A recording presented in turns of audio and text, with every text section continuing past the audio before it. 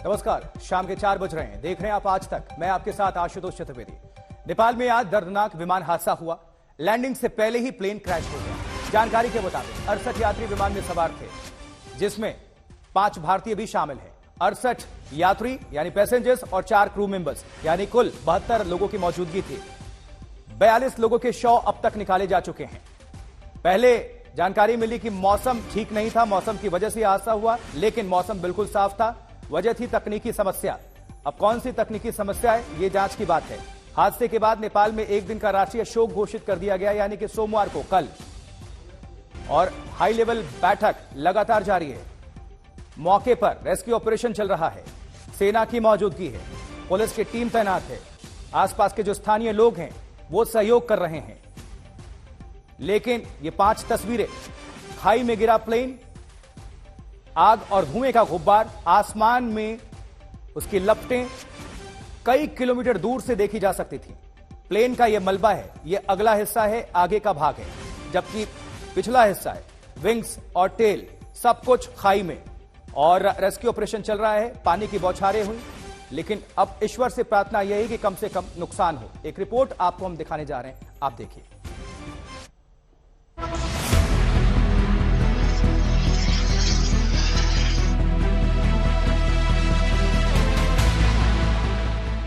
आसमान में अचानक लहराता विमान दिखा और तिरछा होकर स्क्रीन से गायब हो गया।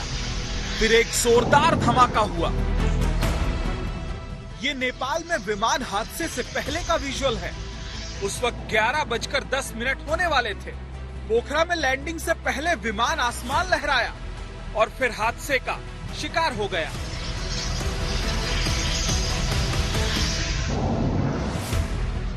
विमान गिरते देख हर किसी की चीख निकल गई, सांसें थम गईं। एक बार फिर देखिए हादसे के वक्त का ये वीडियो। लैंडिंग से ठीक पहले विमान पहाड़ी से टकराया और नदी में जा गिरा। विमान क्रैश होते ही धू धू कर जलने लगा। आसमान में धुएं के गुबार छा गए, चीख पुकार मच गई।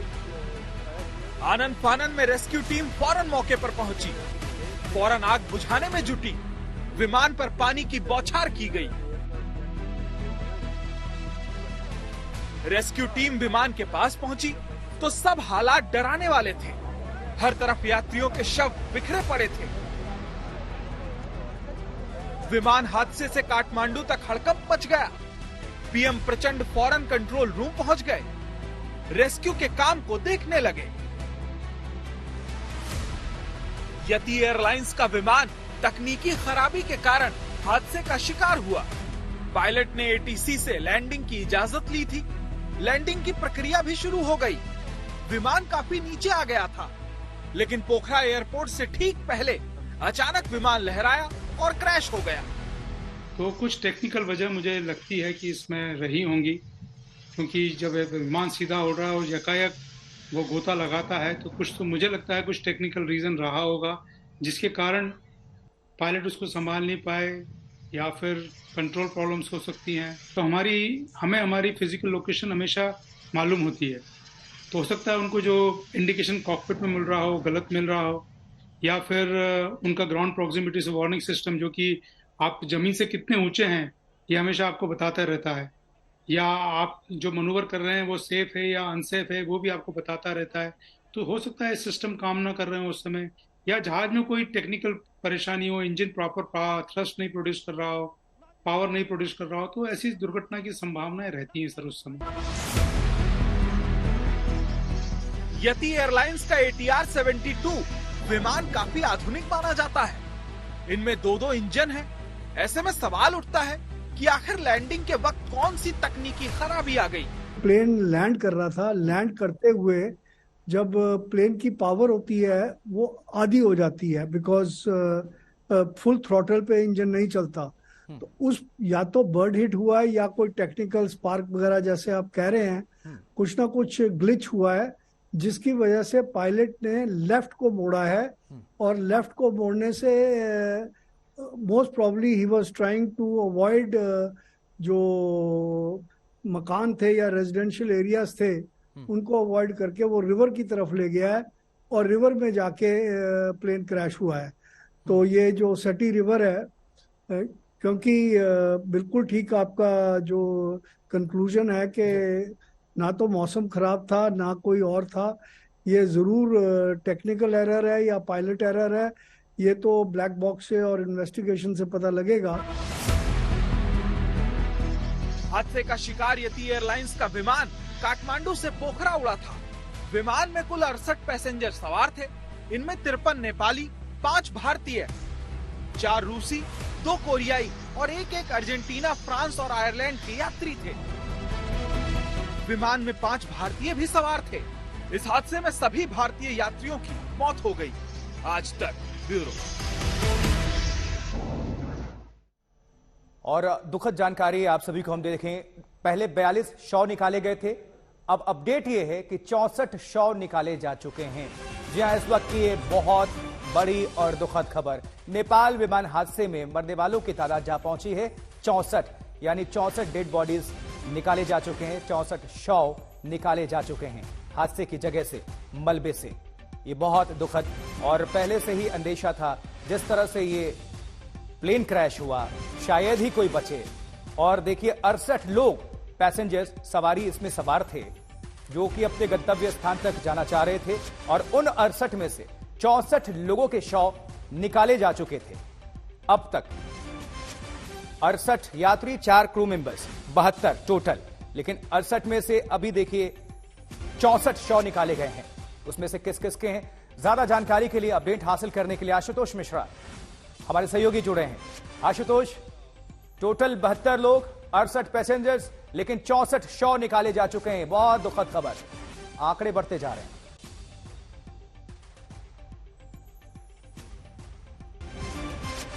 आशुतोष, आपकी आवाज हम तक नहीं पहुंच पा रही है, दोबारा हम संपर्क करेंगे, कुछ तकनीकी समस्या होगी। लेकिन ये 5 तस्वीरें देखिए, अपडेट भी दे दें। जो लोग लगातार निगाहें बनाए हुए हैं, आज तक चैनल को देख रहे हैं, भारत समेत पूरी दुनिया में, विश्व में 42 पहले शव निकाले गए थे और ये तादाद बढ़ चुकी है, आंकड़े बढ़ गए हैं। 64 शव अब तक निकाले जा चुके हैं, जिनमें आपको बता दें 4 क्रू मेंबर्स, 68 यात्री, यानी कुल संख्या 72 पैसेंजर्स जोड़ लें सभी की, जो लोग विमान में सवार थे। और उन 72 में से 64 शव अभी निकाले जा चुके हैं, यानी कि अब 8 लोगों की जानकारी अभी नहीं है, क्या वो सुरक्षित हैं या नहीं। ईश्वर करें उनकी जिंदगी बचे, सभी की दुआ, यही प्रार्थना। लेकिन ये दुखद खबर, जहां आंकड़ा बढ़ता हुआ 64 पहुंच गया है। इस खबर पर हमारी नजर बनी हुई है। आगे बढ़ते हैं, एक और बड़ी खबर, क्योंकि देखिए बहुत महत्वपूर्ण है। 26 जनवरी से पहले राजधानी दिल्ली को दहलाने की साजिश को पुलिस ने नाकाम कर दिया है, और इस बार दंगे कराने की प्लानिंग थी, योजना थी, साजिश थी। इसके लिए पाकिस्तानी खुफिया एजेंसी ISI के इशारे पर दिल्ली के बैठक में आतंकवादियों ने एक हिंदू की बेरहमी से हत्या कर दी। उसके 9 टुकड़े किए गए, उसके शव के वीडियो बनाया, और वीडियो पाकिस्तान में बैठे ISI हैंडलर सोहेल को भेजा गया। दंगे वाली पाकिस्तानी साजिश का खुलासा लश्कर और खालिस्तानी आतंकवादियों की गिरफ्तारी से हुई थी, जिनकी निशानदेही पर पुलिस ने दबिश डाली, छापेमारी की, वहां से हथियार बरामद किए गए, हैंड ग्रेनेड बरामद किए गए। लेकिन वहां पर पुलिस को खून के धब्बे मिले। FSL की टीम पहुंची, उन्होंने फॉरेंसिक नमूने लिए, जांच के लिए भेज दिए। लेकिन किस तरह से इस पूरे मामले का जो संगठन है, वो जो गिरोह है, वो उसके तार जुड़ते हैं पाकिस्तान से और खालिस्तान से। पकड़े गए आतंकी नौशाद का ISI से कनेक्शन है। 26 जनवरी से पहले, यानी गणतंत्र दिवस समारोह से पहले, यह दिल्ली में बड़ी साजिश नाकाम कर दी गई है पुलिस की मुस्तैदी की वजह से। नौशाद हरकतुल अंसार आतंकवादी संगठन का यह सदस्य, उसका एक्टिव मेंबर, और जगजीत सिंह अर्शडल्ला खालिस्तानी आतंकी हैं। दोनों के बीच आपस में संबंध, और इनका संबंध पाकिस्तान में बैठे इनके हैंडलर्स यानी पाकिस्तानी आतंकियों से सीधा कनेक्शन। 26 जनवरी से पहले दंगे की साजिश नाकाम कर दी गई है। ये इस वक्त की बड़ी खबर। और ये जो लाल घेरे में आपको दिखा रहे हैं, ये आरोपी है नौशाद। इसको दिल्ली पुलिस ने अपने कब्जे में लिया है, पूछताछ लगातार चल रही है और पुलिस ने सख्ती दिखाई।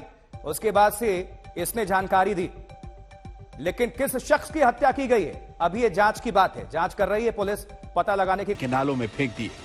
दिल्ली पुलिस को भलसवा नाले से अब तक शव के 3 टुकड़े मिले हैं। मृतक के कपड़े भी बरामद हुए हैं। बड़ी हैरानी है, हाई सिक्योरिटी वाली दिल्ली में आतंक की साजिश तैयार होती रही और पुलिस को भनक तक नहीं लगी। पकड़े गए आतंकियों नौशाद और जगजीत सिंह ने राजधानी के जहांगीरपुरी को अपना ठिकाना बनाया और हिंदू मुसलमान करने के लिए वहां से 4 किलोमीटर दूर भलसवा डेरी इलाके में कमरे लेकर एक हिंदू पहचान वाले शख्स को मारकर उसका वीडियो अपने आका को भेजा। शुक्रवार को पुलिस ने जहांगीरपुरी से पकड़े गए आतंकवादियों के कबूलनामे पर भलसवा डेयरी में श्रद्धा कॉलोनी के इस घर में छापेमारी की। नौशाद और जगजीत सिंह की निशानदेही पर 2 हैंड ग्रेनेड मिले। हथियार बरामद किए गए। एफएसएल टीम को दीवार पर खून के धब्बे मिले। इस वक्त हम मौजूद है भलसवा डेयरी में और आप पीछे जो कमरा देख रहे हैं जिसमें सील लगा हुआ है, ये कमरा है भलसवा डेयरी में, जहां पर दिल्ली पुलिस की स्पेशल सेल ने यहां पर ये सील लगाई है। दरअसल स्पेशल सेल की टीम को यहां पर जो गिरफ्तार 2 संदिग्ध आतंकी है वो लेकर के पहुंचे थे। नौशाद जो कि हरकत-उल-अंसार से जुड़ा हुआ है और जगजीत जो कि खालिस्तानी आतंकियों के साथ जुड़ा हुआ है, उन दोनों ने दिल्ली पुलिस को लेकर के यहाँ पर पहुंचे हुए थे। दरअसल दिल्ली पुलिस ने इन दोनों को जहांगीरपुरी इलाके से गिरफ्तार किया था। पुलिस को जब ये जानकारी मिली थी कि किस तरीके से हरकत-उल-अंसार से जुड़ा हुआ एक शख्स जो खालिस्तानी आतंकी उसके साथ जुड़ा हुआ है, तो उसके बाद पुलिस ने उन्हें गिरफ्तार किया जहांगीरपुरी से। पूरी साजिश का खुलासा 12 जनवरी को नौशाद और जगजीत सिंह की गिरफ्तारी से हुआ। जहांगीरपुरी में छापेमारी के दौरान दिल्ली पुलिस को नौशाद और जगजीत सिंह के पास से 3 पिस्टल और 22 कारतूस बरामद हुए। दोनों के आतंकी लिंक का पता चला। हत्या के केस में सजा काट चुका नौशाद हरकत-उल-अंसार से जुड़ा था, तो उसका साथी जगजीत सिंह खालिस्तानी आका के लिए काम कर रहा था। दोनों के मोबाइल से दिल्ली को दहलाने वाली साजिश का खुलासा हुआ। सख्ती से पूछताछ पर दोनों ने जहांगीरपुरी से लेकर भलसवा डेयरी तक अपनी पूरी करतूत बता दी। 26 जनवरी से पहले साजिश दंगा भड़काने की थी, उन्माद फैलाने की थी। लेकिन सवाल बड़े हैं। घेरे में दिल्ली पुलिस भी है। दिल्ली पुलिस की नाक के नीचे इतनी बड़ी साजिश होती रही और उन्हें भनक तक नहीं लगी। नौशाद और जगजीत के आतंकी लिंक थे। दोनों उसी जहांगीरपुरी इलाके को अपना ठिकाना बनाए हुए थे जहां पिछले 22 जुलाई को दंगे हुए थे। 2 टेररिस्ट इस इलाके में ठिकाना बनाकर रहते हैं और दिल्ली पुलिस को भनक तक नहीं लगती। दोनों टेररिस्ट न सिर्फ यहाँ ठिकाना बनाकर रहते हैं बल्कि जो मंसूबे थे वो भी बेहद खतरनाक थे। यहाँ पर वो हाइड आउट बनाकर रहे थे। भलसवा डेयरी में किराए पर कमरा लिया, एक शख्स का गला काटा, गला काटने का वीडियो अपने विदेश में बैठे हैंडलर को भी भेजा। 2 हैंड ग्रेनेड भी बरामद हुए उनके पास से। लेकिन इतना कुछ होते हुए भी कमाल ये है कि दिल्ली पुलिस को इस पूरी जो पूरा मंसूबा था इनकी जानकारी नहीं मिली। अब जाकर दिल्ली पुलिस स्पेशल सेल ने दोनों को गिरफ्तार किया है। नौशाद के मकान मालिक ने बताया कि 7 महीने पहले 2 महिलाओं ने किराए पर घर लिया। दोनों ने पहचान पत्र नहीं दिया था। हत्या के केस में जेल से छूटने के बाद नौशाद यहीं रह रहा था। मेरा मकान लिया उन्होंने 6-7 महीने पहले, ठीक है जी। उससे पहले ये कभी कौन सी गली में, कभी पीछे गली में, कभी सामने है। वो यहाँ पे 4-5 साल से है, रह रहे थे। अच्छा, हाँ, बाकी मेरे मकान में वो 6-7 महीने से नहीं तो 4-5 साल थे। आपने बताया जेल में बंद थे वो, कि छूट के आए? कि छूट के आए थे वो, तो जेल में बंद थे हैं, छूट के आए थे। उसके बाद इस कोने वाले मकान में रहे हैं, वो पीछे रहे हैं, वो इस तरफ उनके लड़की का मकान है, वहाँ रहे हैं। आखिर ये चूक कैसे हुई? पिछले साल जुलाई में जहांगीरपुरी में रामनवमी जुलूस में दंगा हुआ था। दंगे के आरोपियों को पकड़ने के लिए पुलिस आए दिन रेड करती रही, लेकिन 2 आतंकी मजे से किराए के घर में रहते रहे। दिल्ली को दहलाने की वो साजिश रचते रहे। हिमांशु मिश्रा के साथ अरविंद ओझा, दिल्ली आज तक। लेकिन ये साजिश नाकाम हो गई। आगे बढ़ते हैं। देखिए, आज भारतीय सेना का 75वां स्थापना दिवस समारोह है और पहली बार राजधानी दिल्ली से बाहर बेंगलुरु में ये मनाया जा रहा है। इस खास मौके पर army chief general Manoj Pande ने पाकिस्तान और चीन को सख्त पैगाम दिया है। जहां आर्मी चीफ ने कहा है कि एलओसी पर लगातार सीज फायर का उल्लंघन हो रहा है, वही सीमा पार से आतंकी साजिशें जारी है, लेकिन भारतीय सेना हर चुनौती के लिए तैयार है। आर्मी चीफ ने एलएसी का भी जिक्र किया है। 4 तस्वीरें।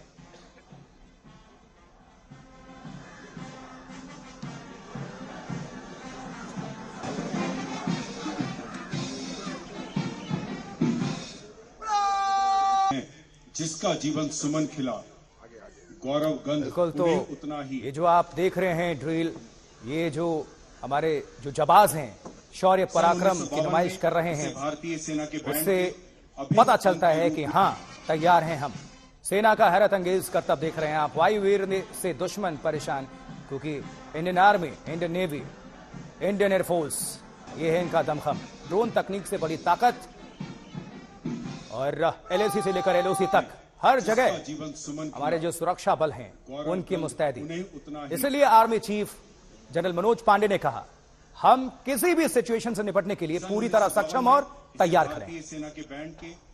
सेना ने कैपेबिलिटी डेवलपमेंट, फोर्स रिस्ट्रक्चरिंग और ट्रेनिंग में सुधार संबंधी कदम उठाए और भविष्य के युद्ध के लिए अपनी तैयारियों को और सुदृढ़ किया है। उत्तरी सीमावर्ती इलाकों में स्थिति सामान्य रही है और स्थापित प्रोटोकॉल्स और मौजूदा मैकेनिज्म के माध्यम से शांति बनाए रखने के लिए आवश्यक कदम उठाए गए हैं।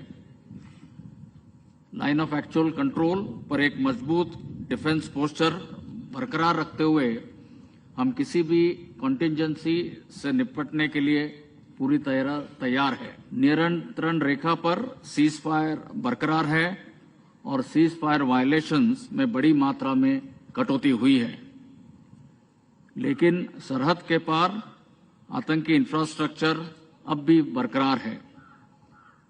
हमारा काउंटर इन्फिल्ट्रेशन ग्रिड वहां से होने वाली घुसपैठ को निरंतर नाकाम कर रहा है। जम्मू और पंजाब के इंटरनेशनल बाउंड्री सेक्टर में ड्रोन्स के जरिए हथियार और ड्रग्स की स्मगलिंग करने की कोशिश जारी रहती है। इस गतिविधि के खिलाफ भी काउंटर ड्रोन जैमर्स और स्पूफर्स अन्य इत्यादि उपकरण उपयुक्त कदम में लाए गए हैं। तो इंडियन आर्मी शानदार, जबरदस्त और जिंदाबाद। आगे बढ़ते हैं अगली खबर बिहार से। बिहार के शिक्षा मंत्री के रामचरितमानस पर विवादित बयान को लेकर बीजेपी का लगातार विरोध जारी है। बिहार के शिक्षा मंत्री चंद्रशेखर के बयान के खिलाफ आज भारतीय जनता पार्टी ने सहरसा में रामचरितमानस पाठ का आयोजन किया और भगवान राम की महिमा का गुणगान किया गया। मकर संक्रांति के अवसर पर हजारों की संख्या में रामचरितमानस का पाठ करने लोग पहुंचे और चूड़ा दही का लुत्फ उठाया गया। लोगों का कहना है कि रामचरितमानस पर सवाल उठाने वाले मंत्री को बाहर का रास्ता दिखा देना चाहिए। इस कार्यक्रम का आयोजन बिहार के पूर्व मंत्री और बीजेपी विधायक नीरज कुमार बबलू ने किया है। केसरी नंदन हनुमान की, श्यापति रामचंद्र की, उमापति महादेव की, सुंदरकांड की ओर प्रकट होते हैं। बोले हनुमान जी महाराज की, अंजनी नंदन हनुमान की, केसरी नंदन हनुमान की। आज मकर संक्रांति है और मकर संक्रांति के शुभ उपलक्ष्य पर हम लोग हर बार दही चूड़ा का भोज करते हैं। साधु संतों के बीच हम लोगों ने दही चूड़ा का भोज किया, कम्बल वितरण किया, साथ ही साथ रामचरितमानस का भी पाठ कराया गया। हम लोगों का जो हिंदू धर्म में कोई भी शुभ दिन होता है, कोई फेस्टिवल होता है, तो रामचरितमानस का पूजा पाठ किया जाता है। हम लोग उसी के तहत किए हैं, कोई विशेष आयोजन नहीं है। लेकिन हम कहना चाहेंगे कि जो शिक्षा मंत्री के बारे में आपने सवाल किया, भगवान श्री राम उनको भी सद्बुद्धि दे कि रामचरितमानस को समझें, उनका पूजा पाठ करें, तभी उनका भी बैतरनी पार होगा। नहीं तो इधर ही फंसे रहेंगे, कोई देखने वाला नहीं मिलेगा। रामचरितमानस से बड़ा धर्म कोई नहीं है, कोई बड़ा ग्रंथ नहीं है हिंदू धर्म के लिए। और यहाँ तो सभी धर्म के लोग हैं, हिंदू मुसलमान सब हैं, सब अपने अपने धर्म की पूजा करते हैं, अपने अपने धर्म की रक्षा के लिए काम करते हैं। उनको भी भगवान सद्बुद्धि दे, ऐसा काम वो भी करें। उत्तराखंड का हाल। उत्तराखंड के केदारनाथ, बद्रीनाथ, गंगोत्री, औली समेत ऊंचाई के तमाम इलाकों में जमकर बर्फबारी हुई है। बर्फीले बवंडर से तापमान में भी भारी गिरावट दर्ज की गई है।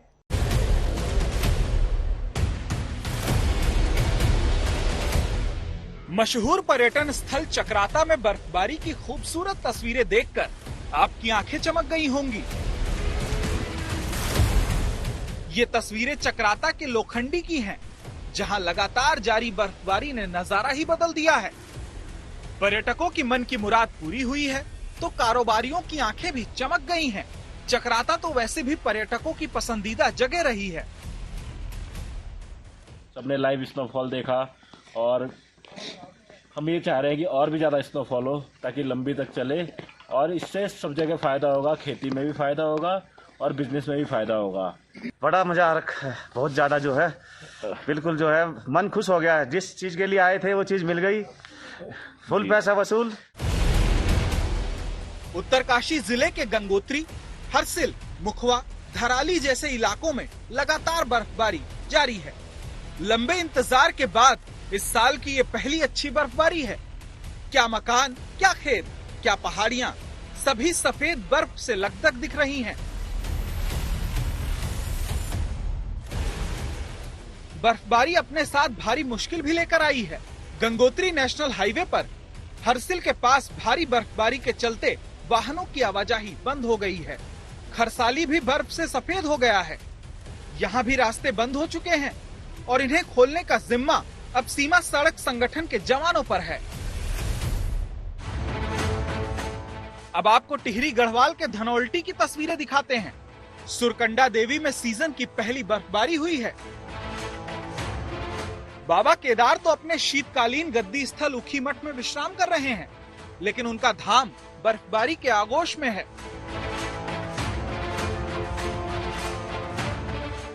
तस्वीरें देखिए, किस तरह बर्फबारी ने केदारनाथ मंदिर और पूरे मंदिर परिसर को अपने आगोश में ले लिया है। केदारनाथ का चप्पा चप्पा सफेद चादर से ढका है। बर्फबारी का असर केदारनाथ के पुनर्निर्माण कार्यों पर भी पड़ा है। ठंड के चलते केदारनाथ से मजदूर वापस लौटने लगे हैं। धाम में चल रहे सभी प्रकार के पुनर्निर्माण कार्य ठप पड़ गए हैं। केदारनाथ में कल दोपहर 2 बजे से रुक रुक कर बर्फबारी चल रही है और पूरी रात भर बर्फबारी चलती रही। अभी तक लगभग 1.5 फीट बर्फ गिर चुकी है। यहाँ पर पुनर्निर्माण कर्मियों को काम करने में काफी मुश्किलों का सामना करना पड़ रहा है। अब जरा औली का नजारा देख लीजिए। उत्तराखंड में स्कीइंग के लिए मशहूर स्की रिजॉर्ट औली में भी लगातार बर्फबारी हो रही है। औली में देर से बर्फबारी हुई है, लेकिन इस बार सैलानियों की आमद पहले की तरह नहीं दिख रही।